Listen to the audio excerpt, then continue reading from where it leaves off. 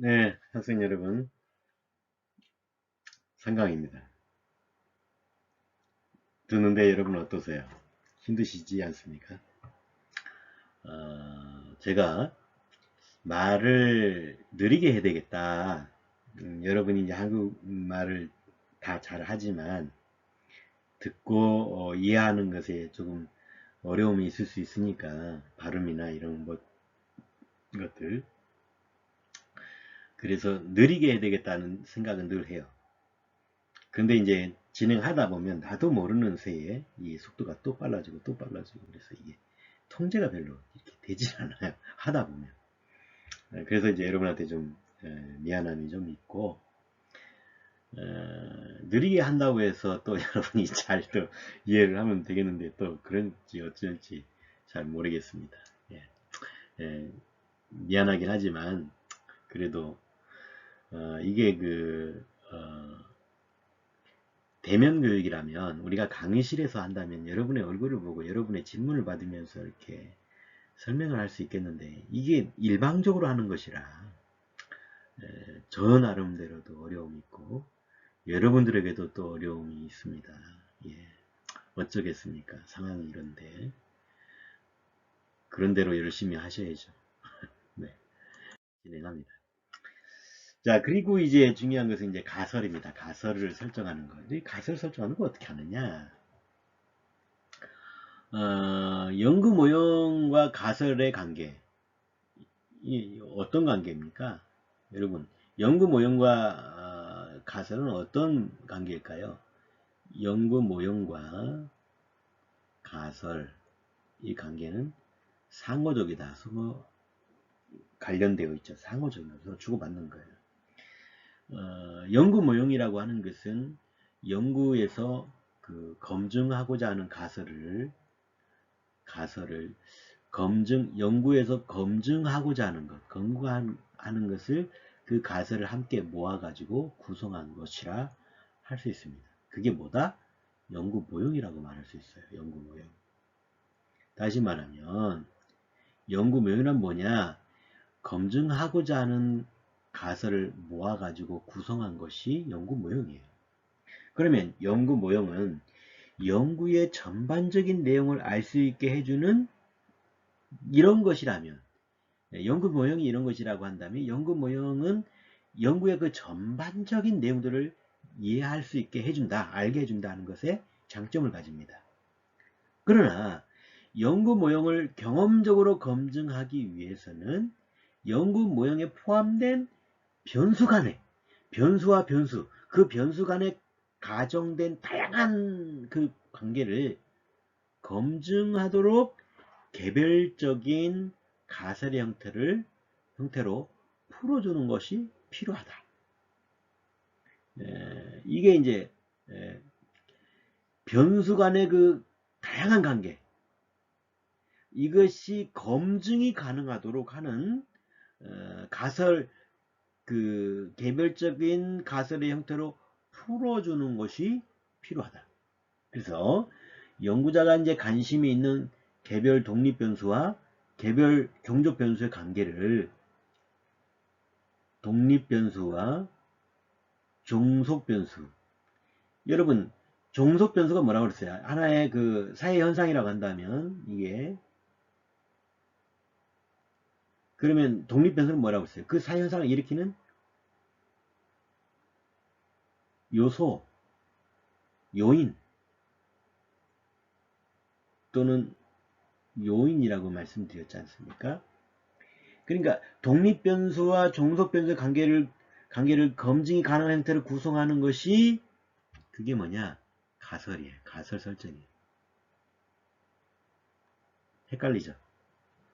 하도 여러 전문적인 단어들이 나오니까 헷갈릴 수는 있겠지만 어, 독립변수와 종속변수의 관계를 검증 형태로 가능하도록 하는 것이 가설 설정이다. 이 굉장히 쉬운 거예요. 그죠?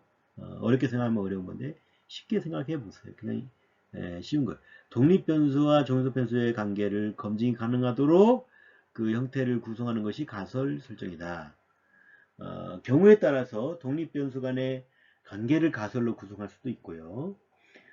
가설 설정하는 기본적인 단위는 분석에 최종적으로 포함되는 독립변수와 종족변수이고, 가설은 이들의 관계를 기술하는 거예요. 어떠어떠하다 이렇게. 그래서 이제 가설은 기본적으로 경험적 검증이 이루어지기 이전에 특정 독립변수와 종속변수의 관계를 검증이 가능한 형태, 다시 말하면 인용이나 기각의 판단이 가능한 형태의 그 진술로 만드는 것입니다. 여기서 인용이라고 하는 것은 경험적 자료를 통해 가지고 그 가설을 받아들이는 것을 인용이라고 말하는 거예요. 그러면 기각이라는 것은 뭐냐? 그 가설을 받아들이지 않는 것. 이게 기각이에요. 경로 모형의 예를 들어서 가설 설정이 가능합니다. 다시 말하면 직장 내 인간관계의 만족도, 아까 그 2강에서 그 표 여러분 기억하십니까? 직장 내 인간관계의 만족도와 직업에 대한 자부심, 직장 내 인간관계의 만족도와 행복감, 직업에 대한 자부심과 행복감의 변수의 관계에 관한 가설을 설정을 해야 된다는 거예요. 그러면 한번 여기서 우리 한번 더 구체적으로 한번 생각해 볼게요. 자료 수집 방법에 따라서 연구 모형의 구성의 차이를 한번 생각해 봅시다.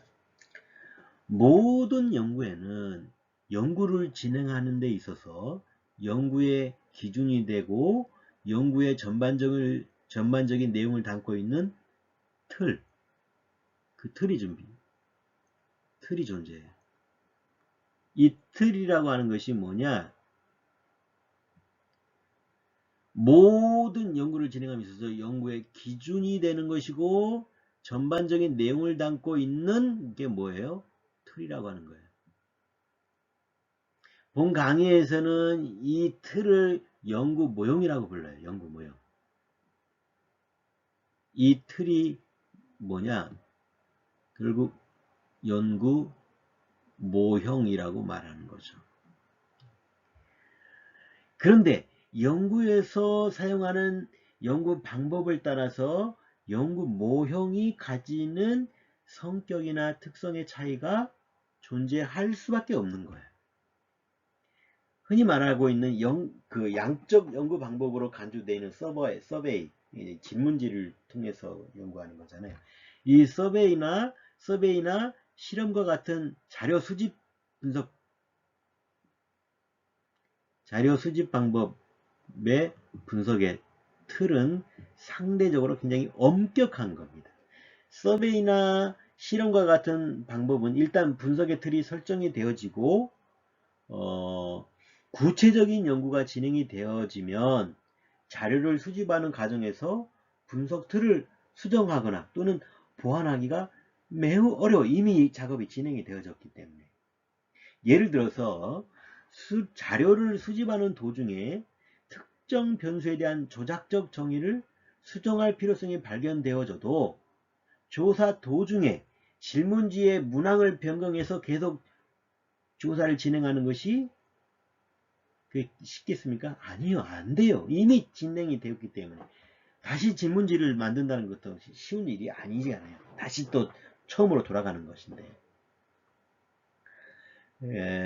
기존에 조사된 내용을 그대로 사용하거나 처음부터 새로 조사하거나 둘 중에 하나를 선택하는 거예요. 그때는. 뭔가 잘못된 것이 발견되었다. 그래서 질문지를 다시 바꿔야 된다라고 할 때 둘 중에 하나를 선택하는 거예요. 하나는 뭐냐? 그럼에도 불구하고 그냥 연구를 진행하는 것이고, 또 하나는 처음부터 새로 질문지를 다시 만들어야 돼. 이 둘 중에 하나를 선택해야 돼. 그러니까 우리가 학위 논문을 쓸 때에는 굉장히 시간이 촉박하거든요. 그리고 이 설문을 다시 해서 다시 나누어 줘서 설문을 하게 하고 다시 그걸 가져오는 것이 이게 쉬운 일입니까? 이게 말처럼 그렇게 쉬운 건 아니에요, 또. 그렇지 않습니까? 그래서 연구 모형의 검증에 1차적인 목적을 두는 연구는 이러한 연구 모형으로부터 추론한 개별적인 명제를 뭐라고 부르느냐? 가설이다. 이렇게 부르는 거예요. 그렇지만 이제 질적 연구, 질적 연구는 양적 연구, 논문에는 특별히 두 가지 방법, 질적 연구가 있고 양적 연구가 있지 않습니까? 이 양적 연구는 서베이나 실험, 그런 방법으로 연구를 하는 것이고, 질적 연구 방법은 참여 관찰이나 심층 면접을 통해서 하는 거예요. 그런 차이가 있는 거예요. 그러니까 양적 연구로 할 것이냐 질적 연구로 할 것이냐는, 양적 연구는 서베이나 실험 같은 자료 수집을 통해서 연구하는 것이고, 질적 연구 방법은 참여해서 관찰하거나 심층적인 면접을 통해서 연구하는 거예요. 여러분 이제 아시겠죠? 양적 연구 방법이냐 질적 연구 방법이냐. 사회과학 연구에서 이 두 가지예요. 양적 연구가 있고 질적 연구가 있는데, 양적 연구는 자료를 수집해서 질문지나 또 실험을 통해서 하는 것이 양적 연구고, 질적 연구는 면접이나 참여 관찰을 통해서 하는 것이 질적 연구라고 하는 것입니다. 그래서 참여 관찰이나 심층 면접의 경우에는 연구를 진행하면서 언제든지 설정했던 분석의 틀을 수정하고 보완하고 또 변경할 수 있어요. 그때그때.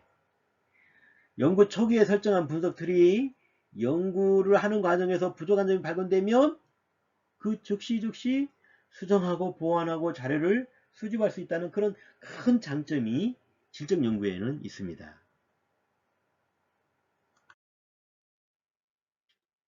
자, 그렇다면 연구 모형이 가지는 의미를 한번 살펴볼까요? 자, 연구 모형의 타당성 검증이 경험적 그 연구에서 매우 중요한 것은 부인할 수 없는 것은 맞아요. 연구가 연구 모형의 검증으로 끝나서는 안 된다는 것을 강조할 필요가 있습니다. 연구 모형이라고 한다면 기본적으로 수단의 의미, 수단이 되는 거죠. 수단의 의미를 가지고 있습니다. 관심을 가지고 있는 연구 대상을 설명하기 위해서 연구자가 선행 연구를 논리 연역적으로 구성한 것이 연구 모형입니다. 연구의 최종적인 목적은 뭐냐? 설정한 연구 모형을 통해 가지고 연구 대상이 되는 사회 현상의 다양한 특성을 설명하는 것이고, 연구 모형은 이것을 위해서 만든 수단이에요. 이제 수단이라는 말을 이제 이해하시겠죠? 자, 그렇다고 한다면 연구 모형의 타당성이 검증된 후에 연구의 궁극적인 목적인 연구 대상에 대한 설명, 다시 말하면 연구 모형을 통한 그 설명이 이루어져야 연구는 완료가 되는 거예요. 경험적인 연구, 특히나 엄격한 추계 통계 논리를 적용한 연구가 그 가설 검증으로 끝난 것은 적절하지 않아요. 그건 그렇게 하면 안 되죠. 가설 1은 인용되었다. 가설 2는 기각되었다. 가설 3은 부분적으로 인용되었다로 연구를 끝내버린다고 한다면 사회과학의 궁극적인 목표가 경험 규칙의 발견에 있는 것으로 오해될 여지가 있습니다. 사회과학의 궁극적인 목표는 사회현상에 대한 설명이고, 설명하기 위해서 연구 모형이라고 하는, 다시 말할까요?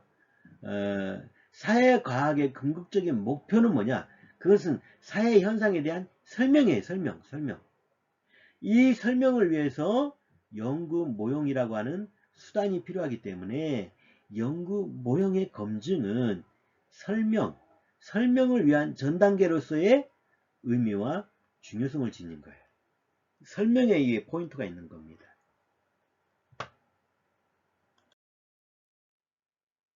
자, 그러면 가설의 그 설정에 대해서 한번 더 우리가 생각해 볼까요? 연구 모형에서 그 개별 독립 변수와 종속 변수, 다시 말하지만 여러분 독립 변수와 종족 변수를 여러분 헷갈리면 안 됩니다. 자, 종족 변수, 계속 이거 여러분께 지금 우리가 이 말이 계속 나오니까 여기에서 여러분이 이 개념에 대해서 흔들려 버리면 아무것도 안 돼요. 그래서 지금 계속해서 지금 말씀을 드리는데, 종족 변수와 독립 변수. 자, 여러분이 설명해 볼까요? 종족 변수가 뭐고 독립 변수가 뭡니까? 이것이 이해가 안 되면 제가 아는 이 설명들을 전혀 이해를 못 하는 거예요. 못 할 수밖에 없는 거예요. 종족 변수는 뭐냐? 사회 현상.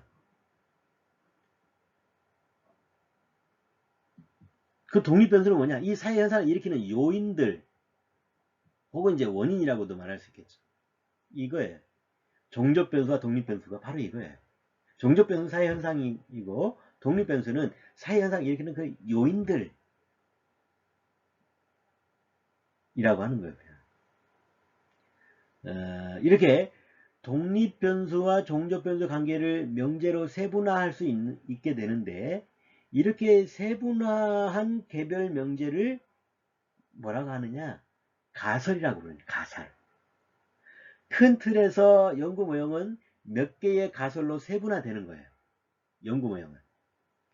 역으로 서로 관계 있는 2개 이상의 가설은 하나의 연구 모형을 구성한다라고도 설명할 수 있어요.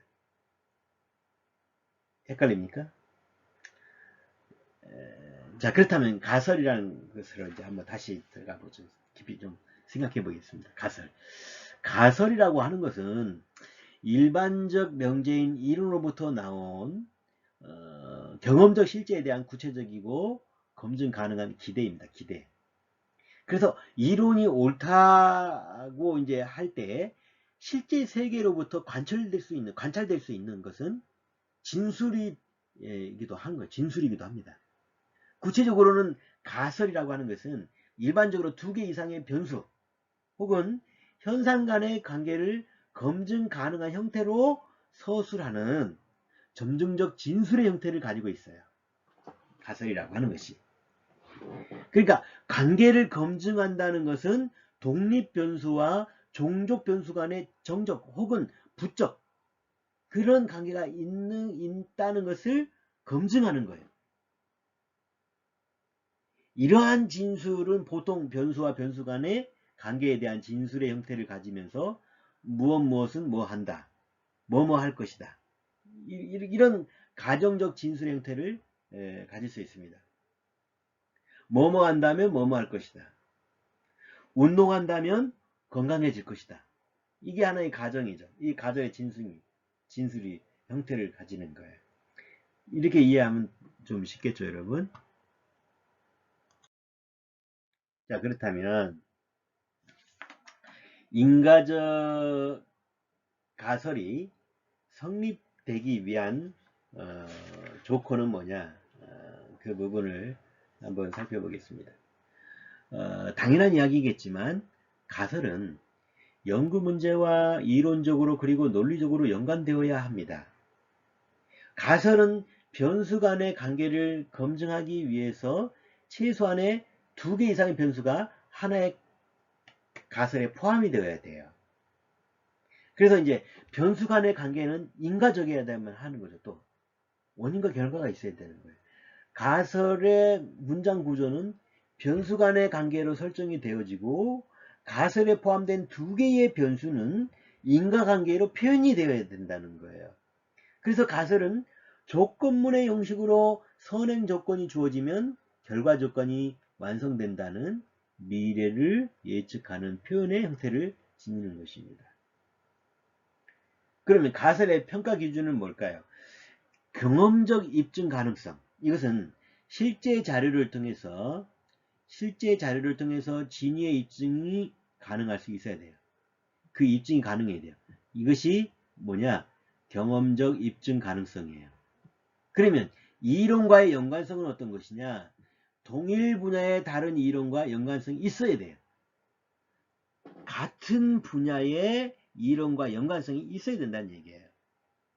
그리고 명료성. 그럼 명료성은 간단 명료하게 표현돼야 된다. 복잡하면 안 돼요. 단순 명료해야 돼요. 간결성. 논리적으로 간결해야 돼요. 논리가 있어야 돼요. 더 나아가서 양화, 가설에 포함된 변수의 계량화가 가능해야 돼요. 그죠? 수치로. 또한 일반화, 검증 결과를 광범위하게 이용할 수 있어야 돼요. 이게 가설의 평가 기준입니다. 마지막으로 한정성, 동어 반복적이지 않아야 돼요. 계속 같은 말이 반복되지 않아야 한다는 겁니다. 이것이 가설의 평가 기준이에요. 좋은 가설이 아니냐를 평가할 수 있는 요소들이죠. 그렇다면 가설이 갖춰야 될 요건은 그럼 또 뭐냐? 가설이 갖춰야 되는 요건. 첫째, 그 요건이 한 6가지 정도로 우리가 생각해 볼 수 있는데요. 첫 번째가 개념이 명확해야 된다. 가설에 포함된 개념은 변수로 설정할 때는 개념이 정확해야 돼요. 그 정확해야 변수의 그 조작화가 이루어질 수 있다는 것을 의미하기 때문에 그래요. 그래야만 가설에서 사용된 개념을 다른 사람들이 이해할 수 있고 개념을 조작한 그 변수의 책정 방식을 후속 연구에서 반복해서 사용하거나 재검증할 수가 있게 되는 것이죠. 두 번째로는 가치 중립적이어야 된다는 얘기예요. 이것은 이제 다시 말하면 과학적 연구에서는 가능한 한 연구자의 편견이 들어가지 않도록 해야 된다는 것을 의미합니다. 가설에는 이 두 변수의 인과적 관계에 대한 진술만 아주 객관적으로 이루어져야 돼요. 그래서 이제 뭐뭐 하는 것이 더 좋을 것이다 라는 식의 표현은 연구자의 가치가 개입된 것으로 가설로서 적절하지 않아요. 뭐뭐 하는 것이 좋을 것이다. 이건 자기 주관이 들어가 버리기 때문에 그렇죠. 세 번째, 특정화되어 있어야 된다. 특정화. 가설의 요건이잖아요. 가설이 갖춰야 되는 요건. 지금 이 요건이 1에서 6가지, 6가지가 되는데 지금 세 번째, 특정화되어 있어야 된다. 가설이 변수 간의 관계에 관한 진술이라고 했을 때 단순히 그 관계의 유무, 있고 없고만을 서술한 것이 아니라 관계의 그 방향성까지도 언급하는 것이 좋다는 거예요. 이를테면 청소년의 문제에 있어서 비행 친구, 나쁜 친구와 비행 사이에는 관계가 있을 것이다. 이와 같은 관계의 유무만을 나타내고 있지 않습니까? 그 가설이 특정화되기 위해서는 비행 친구가 많을수록 비행의 가능성이 크다라고 진술해야 된다는 거죠. 이게 특정화되어 있어야 된다는 것의 의미입니다. 네 번째는 검증 가능해야 된다. 검증이 가능해야 돼요. 가설에서 설정하는 개념이 지나치게 추상적이거나 혹은 너무 일반적일 때 자료를 통한 경험적 연구를 실행하기가 어려움이 발생할 수도 있어요. 이것을 검증해야 되는데 그게 논문인데 이 가설 자체가 추상적이어 버리면 이것을 경험적 연구를 통해 실행하기가 이게 어려운 거예요. 이게 가설이 중요한 것인데 그게 이제 검증 가능해야 한다는 것이고 다섯 번째는 또 그럼 뭐겠습니까? 다섯 번째는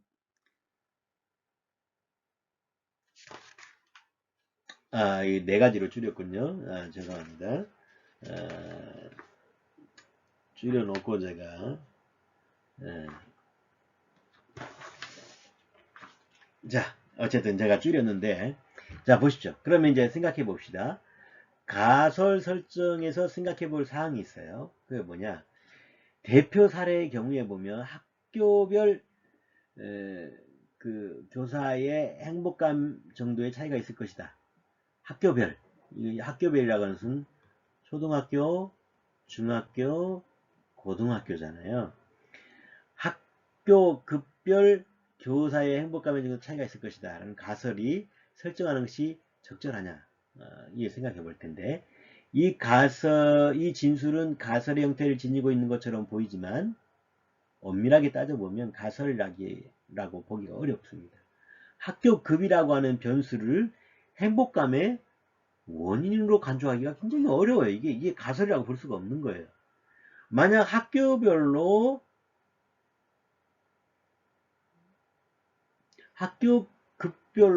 교사 행복감의 차이가 존재한다고 한다면 학교급이라고 하는 변수의 자체가 효과라기보다는 제3의 요인의 효과일 가능성이 매우 높은 거죠. 허위관계의 그 가능성이 상당히 높기 때문에 학교급에 따른 행복감의 차이에 영향을 미치는 실제 요인을 찾아가지고 연구 모형을 구성해야 돼요. 이와 같이 인과적인 설명을 목표로 하는 가설의 설정에서 이러한 가설을 설정하는 것은 바람직하지 않다라고 말할 수 있습니다. 네, 이런 가설은 좀 옳지 않죠.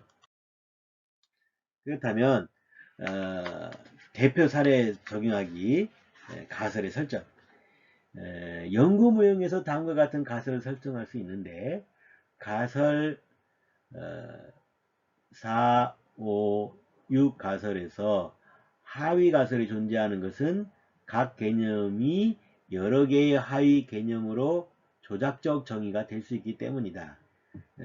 그러니까 우리가 주목해야 되는 게 4번, 5번, 6번이에요. 여기가 제시된 여기서 4번 그러니까 여기에서는 하위 밑에 있는 4하고 4-1, 4-2 하위 그 가설이 존재하잖아요. 5번, 6번, 4번, 5번, 6번. 자, 보세요. 가설 1은 가족관계의 만족도가 높을수록 행복감이 높아질 것이다. 이게 가설이에요. 지금 가설. 논문에서 지금 가설을 쓰고 있단 말이에요. 가설. 그런데 이제 이 가설을 중심으로 연구 논문이 진행되는데 가설 1. 가족관계의 만족도가 높을수록 행복감이 높아진다. 가설 2. 건강 수준이 좋을수록 행복감이 높아질 것이다. 네. 가설 3.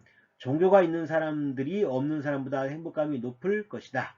가설이에요. 4. 가설 4. 여가 활동의 정도가 높을수록 행복감이 높아질 것이다. 그러면서 하위 가설이 존재해요. 밑으로. 4-1.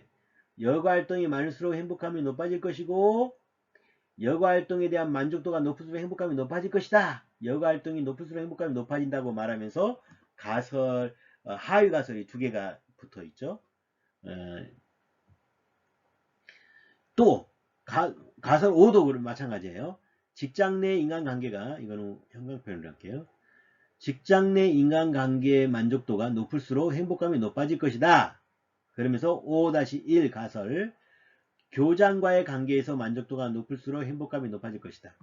교장과 관계가 안 좋아서 굉장히 불행한 굉장히 어려워하는 고통하는 선생님도 있잖아요. 그러니까 교장과의 관계가 좋아야 학교 생활이 좋아지겠죠. 만족도가 이제 높고 행복감이 높아질 것이다. 두 번째, 동료 교사와의 관계에서 만족도가 높을수록 행복감이 높아질 것이다. 동료 교사와 사이가 안 좋은데 교사로서 행복할까요? 그러지 않겠죠. 그러니까 이제 하위 가설은 가설은 이렇게 주어져 있고 가설 3. 학생과의 관계에서 만족도가 높을수록 행복감은 높아질 것이다. 교장과 동료 교사와 학생과의 관계가 좋아야 교사로서 행복감이 높아지는 거 당연하겠죠. 그러니까 가설이 이렇게 세 가지가 붙는 거예요. 구체화됐죠.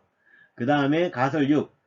직업에 대한 자부심이 높을수록 행복감이 높아질 것이다. 직업에 대한 자부심이 행복감을 높일 것이다. 그러면서 여기에 하위 가설이 또 존재해요. 6-1. 평판에 대한 주관적 인식이 높을수록 행복감이 높아질 것이다. 평판.